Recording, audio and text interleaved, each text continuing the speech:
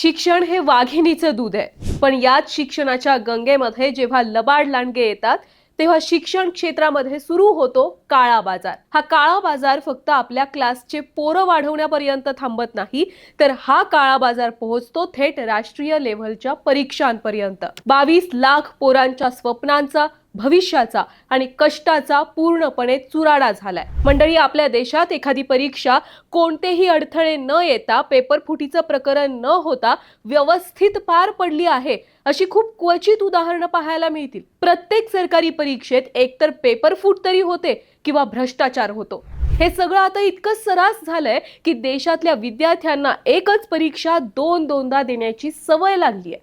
होय, तुम्हाला समजलं असेल की मी कोणत्या विषयावर बोलतीये. मी बोलतीये 3 मे रोजी झालेल्या नीट परीक्षेतील पेपर फुटीबाबत. बघा, 3 मेला वैद्यकीय क्षेत्रासाठी महत्त्वाची असणारी राष्ट्रीय स्तरावरची नीटची परीक्षा ही घेण्यात आलेली. पण ही परीक्षा झाल्यानंतर समजलं की 3 मेला दिला गेलेला पेपर हा जवळपास 1 महिना आधीच फुटला होता. आता हे प्रकरण नेमकं काय? नीटचा पेपर सगळ्यात आधी कुठून फुटला? या प्रकरणामध्ये मोठेगावकर पासून ते कोकरेपर्यंत सगळ्यांचे हात कसे बरबटले गेले हे सगळं या व्हिडिओत सविस्तर पाहायचंय. नमस्कार. 3 मे रोजी राज्यातील तब्बल 22 लाख पोरांनी नीटचा म्हणजे वैद्यकीय क्षेत्रासाठी अतिशय महत्त्वाची असणारी नीटची परीक्षा दिलेली. हे पेपर होईपर्यंत सगळं काही अगदी अलबेल होतं, पण पेपर झाल्यानंतर अगदी काही दिवसातच हा पेपर आधीच फुटला होता हे वावटळ सगळीकडे उठलं. पहिल्यांदा तर सगळ्यांना असं वाटलं की नेहमीच पेपर झाल्यानंतर अशा प्रकारच्या फेक न्यूज या येत राहतात आणि ही कदाचित त्याच फेक न्यूज पैकी एक न्यूज असेल. पण नंतर ही न्यूज फेक नव्हती तर खरीखुरी होती आणि त्याची भीषणता प्रचंड आहे हे समजलं. बघा, राजस्थानमधील सीकर या गावातील एका कॉलेजमध्ये शिक्षकेतर कर्मचाऱ्यांमधील एक कर्मचारी नीटचा पेपर झाल्यानंतर रूमची आवराआवर करत होता. त्याच वेळी त्याला 3 मेला झालेली नीटची प्रश्नपत्रिका मिळाली. ही प्रश्नपत्रिका तो अगदी सहज वरच्यावर वाचत होता आणि त्यावेळी त्याला असं वाटलं की यामधले बहुतेक प्रश्न हे याआधी जे प्रॅक्टिस पेपर घेतले गेले होते त्या पेपरमध्ये जसेच्या तसे अगदी सेम पर्यायांसकट विचारले गेले होते.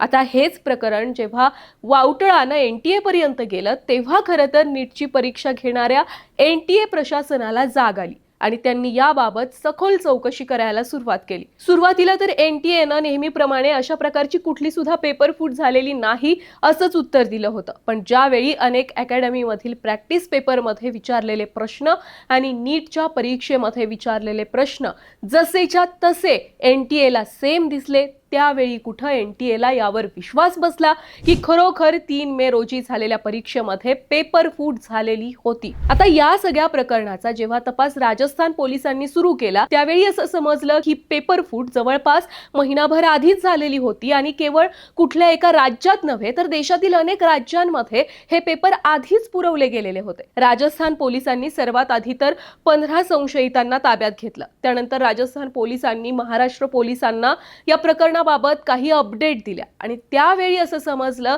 की या नीट पेपर फुटीचं मूळ हे महाराष्ट्रातल्या नाशिकमध्ये होतं. राजस्थान पोलिसांच्या अपडेट नंतर महाराष्ट्र पोलीस हे कामाला लागले. सगळ्यात आधी नाशिकमधल्या शुभम खैरनारला पोलिसांनी ताब्यात घेतलं. शुभमच्या चौकशीतून नीट पेपर फुटीबाबतची डिटेल माहिती पोलिसांच्या हाती लागली. शुभम नंतर पोलिसांनी अटक केली ती प्राध्यापिका असलेल्या मनीषा मांढरेला. मनीषा ही स्वतः रसायनशास्त्राची प्राध्यापिका आहे. तिच्याकडे हे नीटचे पेपर आधीच आलेले होते आणि तिनं स्वतः काही विद्यार्थ्यांना घरामध्ये बोलावून नीटच्या पेपरमधील सर्व प्रश्न हे सांगितलेले होते. एवढंच नाही तर या मनीषाला नीट पेपरमधील प्रत्येक प्रश्न तोंडपाठ होता. यानंतर पोलिसांनी अटक केली ती या सगळ्या प्रकरणाचा मुख्य आरोपी तो म्हणजे प्राध्यापक PV कुलकर्णीला. याच कुलकर्णीनं लातूरमधील दयानंद महाविद्यालयामध्ये जवळपास 28 वर्ष प्राध्यापक म्हणून काम केलं होतं. 12वी विज्ञान शाखा आणि मेडिकल प्रवेश परीक्षांचं मार्गदर्शन यासाठी तो नेहमी काम करायचा. 5 ते 6 वर्षांपूर्वी निवृत्त झाल्यानंतर हाच कुलकर्णी नीट प्रश्नपत्रिका तयार करणाऱ्या समितीशी संबंधित काम करायला लागला. कुलकर्णी हा केमिस्ट्रीचा प्राध्यापक असल्यामुळे तो केमिस्ट्रीचा पेपर फोडत होता. कुलकर्णी जो पेपर बनवण्याच्या समितीशी संबंधित होता त्याच समितीसोबत मनीषा मांढरे सुद्धा काम करत होती.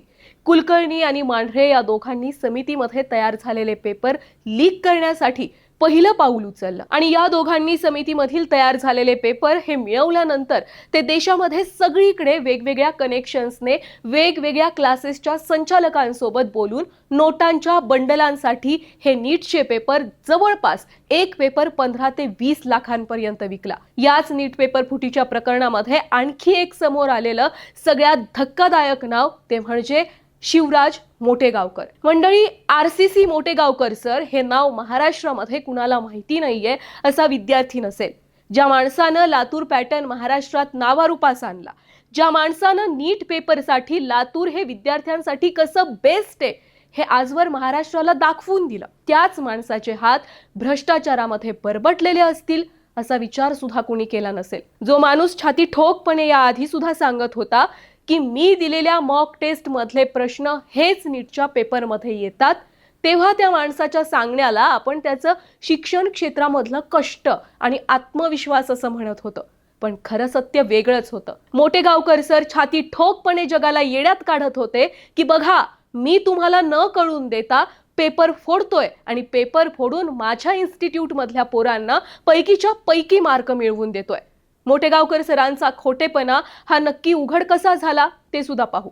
मोटेगावकर याच्या लातूरमधील कार्यालय तसेच निवासस्थानी CBIच्या पथकानं छापे टाकले, तेव्हा रसायनशास्त्र विषयाशी संबंधित प्रश्नसंच सापडले। या प्रश्नपत्रिकांमधील प्रश्न हे 3 मे रोजी पार पडलेल्या नीट प्रश्नपत्रिकेतले होते। प्राध्यापक मोटेगावकर याचं कार्यालय आणि निवासस्थानामधून कागदपत्र, लॅपटॉप, मोबाईल संच हे जप्त करण्यात आले आहेत। या जप्त करण्यात आलेल्या वस्तूंमधून मोटेगावकरच्या फोनमध्ये नीटचा पेपर होण्याआधीच नीटची प्रश्नपत्रिका आढळल्याचं काही वृत्तमाध्यमांनी सांगितलंय। शिवराज मोटेगावकरला 9 दिवसांची पोलीस कोठडी सुनावली गेली आहे।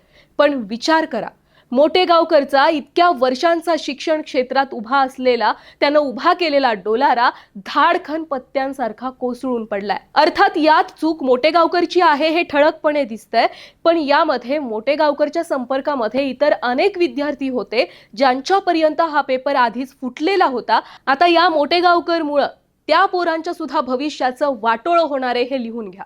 मंडळी, नीटचा पेपर फुटल्यानंतर शिक्षण क्षेत्रामध्ये अगदी सर्व गुण संपन्नतेचा बुरखा पांघरून बसलेल्या कुलकर्णी आणि मोटेगावकर यांच्या खोटारडेपणाचा बुरखा हा टराटरा फाटलाय। आणि ही दोघं ही फक्त उदाहरण आहेत। स्वतःच्या इन्स्टिट्यूटचं नाव मोठं करण्याच्या नादात आणि स्वतःच्या इन्स्टिट्यूटमध्ये जास्तीत जास्त पोरांनी प्रवेश घेण्यापायी याच दोघांप्रमाणे आणखी कित्येक जण शिक्षण क्षेत्रामध्ये काळा बाजार करतायत। कदाचित हळूहळू इतर सुद्धा चेहरे पुढे येतील, पण तोपर्यंत खूप जास्त उशीर झालाय। कारण यांच्यासारख्याच नराधमांमुळे आज देशात नीटचा पेपर फुटल्यानंतर कित्येक हतबल लेकरांनी स्वतःचा जीव दिलाय। NTA आणि सरकार या लेकरांच्या जीवाची किंमत भरून काढू शकत नाही।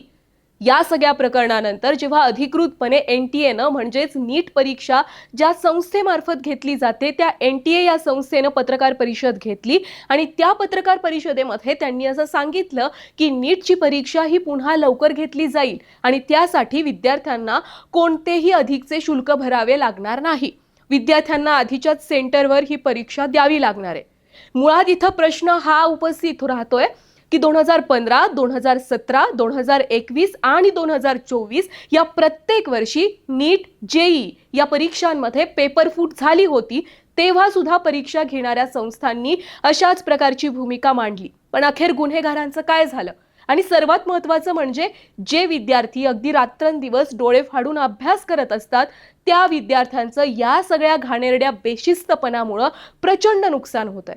त्यांना प्रचंड मानसिक त्रास सहन करावा लागतोय। अनेक विद्यार्थी डिप्रेशनमध्ये जातात। या सगळ्यावर सरकार आणि NTA काय करणार आहे याचं उत्तर NTA कडे आणि सरकारकडे आहे का? मोठ्या परीक्षांमध्ये पेपर फूट होते। पेपर फुटीनंतर पुन्हा त्या संस्थांकडून आम्ही पेपर पुन्हा घेऊ ही घोषणा केली जाते। हे सगळं आता इतकं सरास होऊन बसलंय की या परीक्षा घेणाऱ्या संस्थांवरच मुळात विद्यार्थ्यांचा विश्वास राहिलेला नाहीये। त्यामुळे नीट, JEE या परीक्षा घेणाऱ्या ज्या संस्था आहेत त्या संस्थांनीच मुळात काटेकोरपणे काम करणं गरजेचं आहे। ही अशा प्रकारची पेपर फुटीची प्रकरणं सातत्यानं घडू नयेत आणि विद्यार्थ्यांना मनस्ताप सहन करावा लागू नये हीच एक अपेक्षा माझ्यासह प्रत्येक विद्यार्थ्याची आणि पालकांची आहे। बाकी या सगळ्या नीट पेपरच्या फुटीबाबत आणि सोबतच मोठेगावकर, कुलकर्णी या सगळ्या प्राध्यापकांबाबत तुम्हाला काय वाटतंय? कमेंटमध्ये आम्हाला नक्की सांगा. व्हिडिओ आवडला असेल तर जास्तीत जास्त लोकांपर्यंत तो शेअर करा आणि हो, ऑनलाईन नेताला फॉलो आणि सबस्क्राईब करायला विसरू नका.